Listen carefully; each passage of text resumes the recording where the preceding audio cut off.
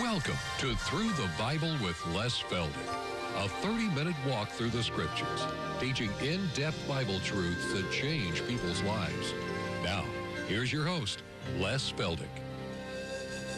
Okay, good to have everybody still with us. You know, when we go all afternoon like this, I expect somebody to leave, but looks like we've got everybody. So turn with me to Isaiah chapter 24. And we'll start with verse 1. And again, for those of you joining us on television, we trust that you can take your Bible and follow these things with us. And if we leave you with a lot of questions, why, write to us or call us on our 800 number, and we'll try to clarify. Like I think I said last program, I don't claim to have any special revelations or anything like that, but we just like to teach the Word as I feel the Lord has opened it up to me, and in a way that hopefully many people can understand. I haven't mentioned for a few weeks now, remember that all of the previous programs dating from Genesis 1:1 on up through the present are available on videotape. We put 12 programs or 6 hours on one tape. So if you're interested, give us a call or drop us a note.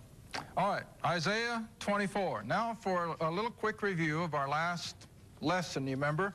We come out of the tribulation and Christ returns and the kingdom is now coming on the scene, and the earth, remember, will be lifted from the curse. It'll be as it was back in the Garden of Eden before sin entered. It's going to be glorious. It's going to be beautiful. All right, at his second coming, this escaping remnant of Jews who went out in unbelief, and remember now, this is a mixed group. They are not the 144,000. This is Matthew 24, beginning with Matthew 24, beginning with verse 15. And you remember, it speaks of those who are on the housetop and those who have children.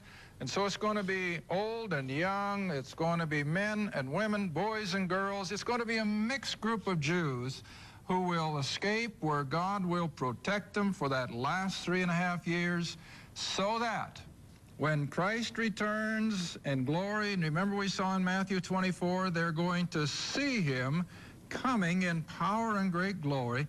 And then in our closing moments, we took you back to Zechariah, where they're going to see the nail prints in his hands, they're going to see the wound in his side, and rather than by faith as we will, they will by sight believe and know that he is their king, their Messiah, their Savior.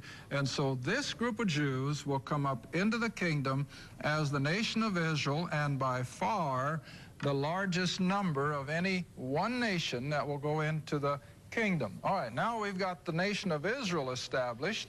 They're going to be, remember, ruled by the 12 apostles, ruling on 12 thrones. Now let's pick up the Gentiles.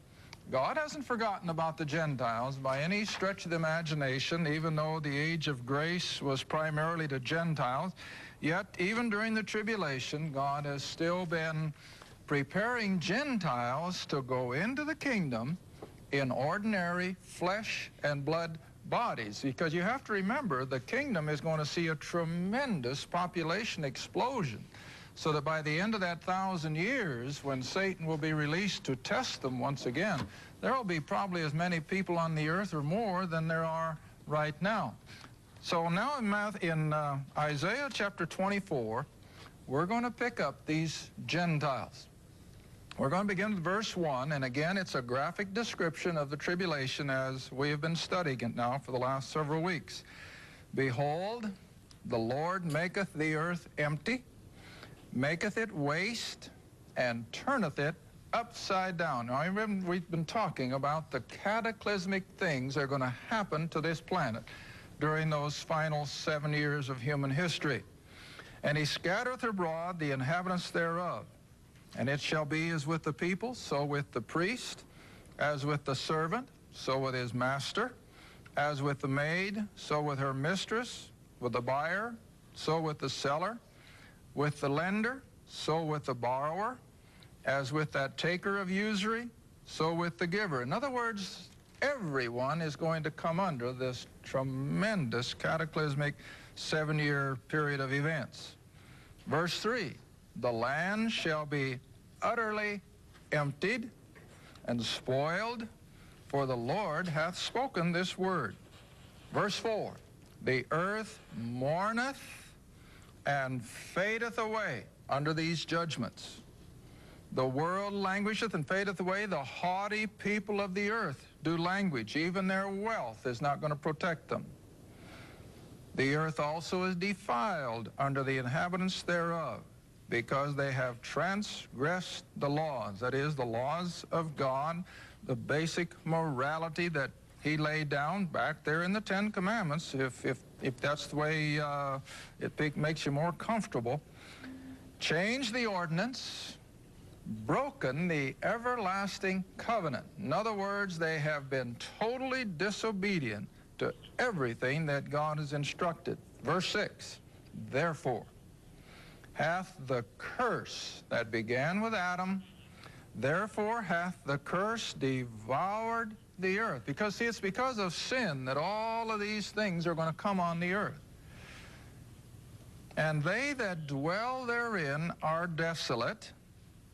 Therefore the inhabitants of the earth are burned. And yes, there could be tremendous amounts of nuclear energy released. In fact, it's in the news, you know, just lately again, where the Soviets are, what shall I say, they're trying to stop a leak of nuclear weapons that are at the bottom of the ocean, and it could very easily contaminate and kill a lot of the fish around it. So everything that we're seeing happen and the technology that's bringing about is making the book of Revelation more believable every day. Well, anyway, the earth is burned, but I always have my classes underline those last 1, 2, 3, 4 words. In spite of everything that has been happening, terrible, cataclysmic events, yet there will be a few men left. You see that? Now, I always like to emphasize and help you remember that I don't care what kind of a catastrophe people go through, there are always some survivors. Always. I always like to remember when they dropped the bomb on Hiroshima. I remember reading of one lady in particular who was right under ground zero of one of those bombs, either the first one or the second one, I remember. And she survived. In spite of the heat flash and in spite of all the radioactivity and all that. You know why? She was working in a library. And all the books in that immediate explosion just literally buried her, and all that paper then became an insulation for the radioactive power and so forth. And she survived. Totally burned, of course, but she survived. When we had the earthquake in San Francisco a couple years ago, you remember when the freeway collapsed? They were working frantically, lifting all that heavy concrete, but what'd they find? Survivors. And so it will be at the end of the tribulation. There are going to be survivors scattered around the planet from every nation that you can think of. Now, I usually let my classes, and you can do it as individuals, and those of you on television, you just take a pencil and paper and use whatever figure or percentage you like to think of as a few. Now, the world tonight is, I think, around 5.5 billion people. But for sake of easy mathematics, let's round it off at 5 billion. If the population right now is 5 billion people, and I think 10% is too high for a few, personally. When I think of a few, I think of something less than 5%. Now, I see some of you are already putting the pen to it. If we've got 5 billion people on the earth tonight, and 5% survive, how many does that still leave us? Come on, you mathematicians, help me. How many? 250,000. No, me more than that. 250 million, isn't it? Well, let's put it on the board. You know, I like that guy on public television that teaches algebra. Have you ever watched him? I get a kick out of that. All right, so we start with 5 billion people. Is that right? Thousands, millions, billions. All right, now let's just set off 10%. That's 500 million. Let's cut it in half and go to 5%. That's 250 million. right? Let's bring it down to 1%, and you still got 5 million. I hope I'm not miscalculating. I'll hear from it if I do. But anyway, just a small percentage will still be a lot of people. Now, don't lose sight of the fact that when we began the tribulation period, God immediately sealed 144,000 young Jews, right? See, they're not this remnant. This is a totally different group. What do those 144,000 Jews do? Well, they take the gospel of the kingdom, the same gospel that Jesus began back in Matthew when he said the kingdom of heaven is at hand. These 144,000 Jews, with this event, of course, just 7 years down the road, they're going to be proclaiming to the world the king and the kingdom is at hand. That's going to be their basic message. Now, of course, salvation will always be based on the cross. Don't misunderstand that. But their basic message will be the king is coming to set up his kingdom. And they're going to go around the world with that. Not just the nation of Israel, but it's going to go to the whole world, every tribe and tongue and nation. Now, I feel that whether there'll be other Jews saved during the tribulation period other than this, I don't know. But I know that these 144,000 Jews will be ministering to the Gentile nations. Now, as Isaiah 24 then says, when the final bowl judgment has been culminated, you're going to have survivors in every nation under heaven. In Great Britain, Scotland, Germany, America, South America, the South Pacific nations, there's going to be survivors. Saved and lost both. You're going to have some who believe the message of the 144,000. You're going to have some who didn't believe it. All right, now we're going to pick them up. And you who are Bible students, you know where it's at. Matthew 25. Matthew 25. Now remember, no unbelievers can go into the kingdom because Satan is going to be locked up, and we're going to start out with a generation of parents who are believers. There are not going to be any unbelievers going into the kingdom. Now in Matthew 25, we have the perfect description of how God's going to do it. Now always remember, we're dealing at a point in time now where the supernatural will almost become a commonplace.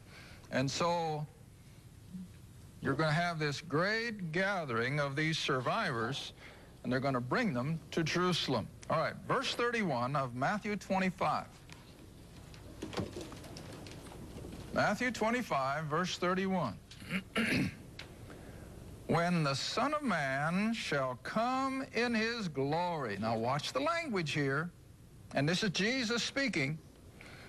And all the holy angels with him, then, in other words, this is his second coming, then shall he sit upon the throne of his glory. And we've established in previous lessons that that will be in Jerusalem, see?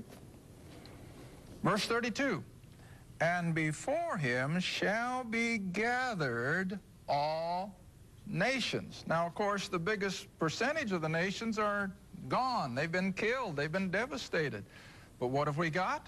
We've got this small percentage of survivors who are representatives of their nation. In other words, America, where there are 250 million or more, and if 2.5% of them survive, again, what are we coming up with? Well, I don't want to figure that in my head. But anyway, you're still coming up with quite a few people that will be representatives of the United States of America. Saved and lost. Now, you're going to have the same thing with all the nations of the world, because that's why the word is plural.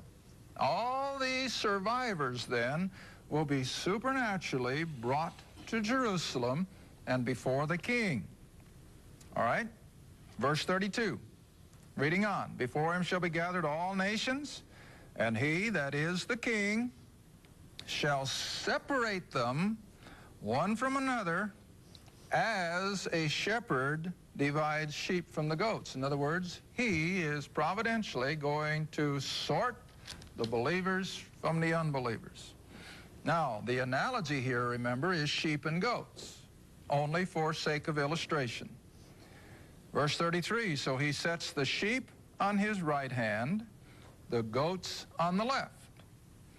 Then shall the, what's the next word? King. See, he's already on the throne. His kingdom is at its beginning now. It's on the earth, and he's getting ready to get the whole thing moving. And so then shall the king say unto them on his right hand, that would be the sheep in the analogy, come, you blessed of my Father, inherit the what? There it is. See how this word kingdom just keeps coming up? Inherit the kingdom prepared for you from the foundation of the world. Now, that's nothing new to you, is it? What does Ephesians 1 tell us? When were we chosen? When were we in the mind of God? From before the foundation of the world, see? And so it's nothing different. God in his foreknowledge knew exactly which one of these Gentiles would hear the gospel of the kingdom from the 144,000 and believe. So he can say honestly that this was prepared for them before the world was ever created. Now verse 35. Now remember, this isn't what saved them. This is what distinguished them as believers. I was hungry, Jesus says, and you gave me food. I was thirsty, and you gave me drink. I was a stranger, you took me in. Let me add the verb. I was naked, and you clothed me. I was sick, and you visited me. I was in prison, and you came unto me. Then shall the righteous, that is, these believers now, gathered from all the nations of the world, then shall these righteous answer him, saying, Lord, when saw we thee hungry and fed thee? When did we see you thirsty and gave you something to drink? When did we see thee a stranger and took thee in, or naked and clothed thee? Or when did we see thee sick, and so on and so forth? Now verse 40, and the king shall answer and say unto them, verily I say unto you, inasmuch as you have done it unto one of the least of these my brethren. Now that's the secret here. Jesus is speaking, and in the flesh he was a Jew, so his brethren have to be Jews. So who is he referring to? 144,000. And it wasn't their good deeds that saved them. It never is good works that saves anybody. They were saved by their faith in this message, and as soon as they experienced salvation, what were they willing to do? Help these people who had brought it to them. And the best example I can give of that are the believers and the Christians in Europe during Hitler's terror against the Jew. And those believers were the ones who hid Jewish people and helped them escape the onslaughts of Hitler and so forth. Why? Because it's a Christian's nature to do things like this. And so here is where Jesus is showing that these 144,000 are going to suffer privation all through their ministry. Now let's stop a second. I hope we have time. Let's go all the way back to Revelation chapter 7 again. Revelation 7.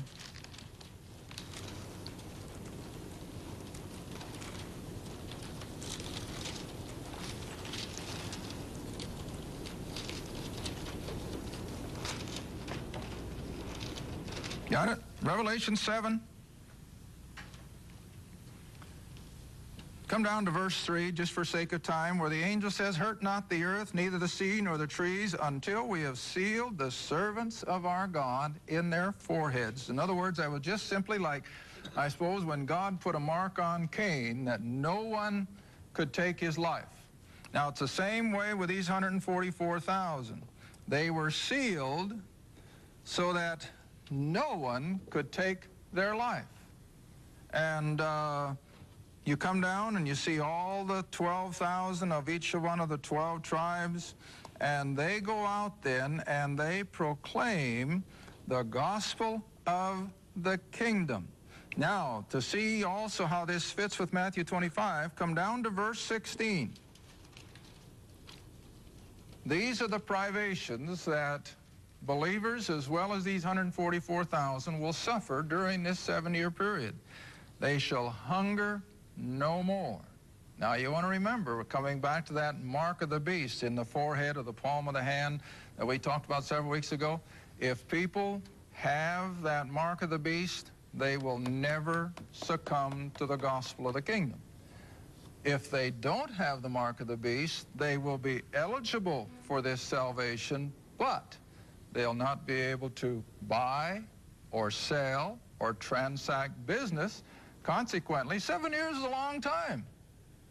If you can't buy groceries, 7 years can be a long time if you can't pay your rent or make a house payment, or buy gasoline, or pay a doctor bill. You can do nothing if you don't have some means of exchange. And they're not going to have it.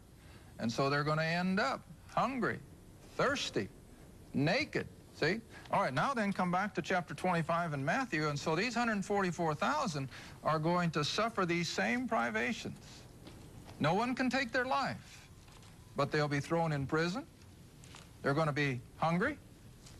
And so the only sustenance they have is these believers now, realizing what a salvation these Jews have brought them, will sacrifice, no doubt, whatever little bit they have to help these 144,000. And now then, Jesus said, inasmuch as you did it unto them, you really did it to me. Now, this is the only setting that fits. You can't put this into anything else. It's just simply the response of these believers who have survived the awful, awful events of the tribulation. And Jesus now says, come on down to verse, let's see. I guess I got to go all the way down to, I'm not seeing it. Yeah, verse 46. I knew it had to be down there somewhere. Verse 46. Now to the unbelievers, to the goats, who expressed the same thing, but we didn't ever see you hungry. We never saw you in jail. And what's Jesus' answer? Well, since you didn't do it to these 144,000, it was as if you didn't do it to me. All right, now then you come all the way down to verse 45 and 46.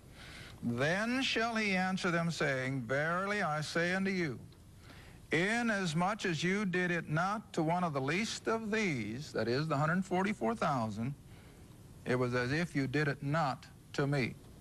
And then 46, here's where I pick up the one I was looking for. And these, that is the rejectors, shall go away into everlasting punishment, but the righteous, those who believed, go where? Into life eternal. And of course the kingdom, even though it's stipulated as 1,000 years, it's still the beginning of eternity. In fact, I had a gentleman call the other night and he said, now Les, he said, I've got some problems between what takes place in the kingdom and what's going to take place in eternity.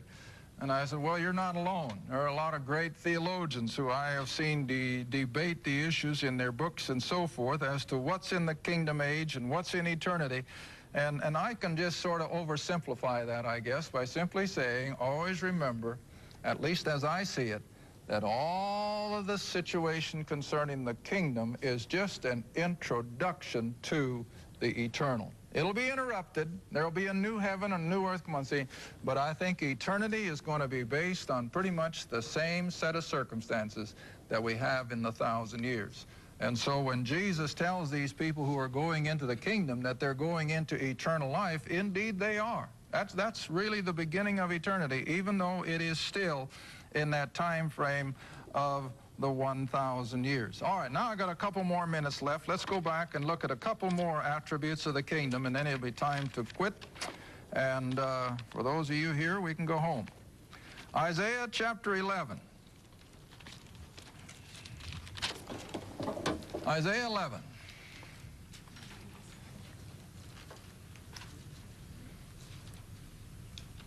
I think we have time to just start at verse 1. Isaiah 11, verse 1. And there shall come forth a rod out of the stem of Jesse, and a branch shall grow out of his roots. Now, of course, Jesse was the father of David, and Christ is always considered the son of David. And so we're speaking of the branch here as the Messiah, the Christ. Now, verse 2, and the Spirit of the Lord shall rest upon him, the Spirit of wisdom and understanding, of counsel and might, the Spirit of knowledge and the fear of the Lord. Now, those are all attributes of the Spirit that are also indicative of the Christ. Verse 3, and they shall make him of quick understanding in the fear of the Lord, and he shall not rule after the sight of his eyes, nor reprove after the hearing of his ears, but with righteousness he shall judge or rule the poor, and reprove with equity for the meek of the earth. You know, I reminded you here several weeks ago. What do those words remind you of in the New Testament? The Beatitudes. See, this is where the Beatitudes become then the very constitution of the kingdom. All right, read on. And with the rod of his mouth and the breath of his lips he shall slay the wicked, which of course he did there at Armageddon in the final hours of the tribulation. Now verse 5, we come back again into the kingdom. And righteousness shall be the girdle of his loins, and faithfulness the girdle of his reins. Now look at verse 6. This is all on the earth. And when animal lovers ask me, are there going to be animals in heaven? Yes, here it is. The wolf will dwell with the lamb, the leopard shall lie down with the kid, the calf, and the young lion and the fatling together, and a little child shall lead them. Where did that little child come from? From believing parents, see? And the cow and the bear shall feed, their young ones shall lie down together, the lion will eat straw like the ox, as it was before sin entered. Neither shall they hurt nor destroy in all my holy mountain, for the earth shall be full of the knowledge of the Lord. Thank you for watching Through the Bible with Les Feldick. Through the Bible is a partner-supported ministry. If this program has been a help to your study of the Scriptures and you'd like to see others enjoy the teaching, your support would be greatly appreciated. Write to us at Les Feldick Ministries, 30706 West Lona Valley Road, Kinta, Oklahoma, 74552. Or call 1-800-369-7856. Remember, all programs are available in printed form, audio cassette, and videotape. Be sure to tune in next time to Through the Bible with Les Feldick.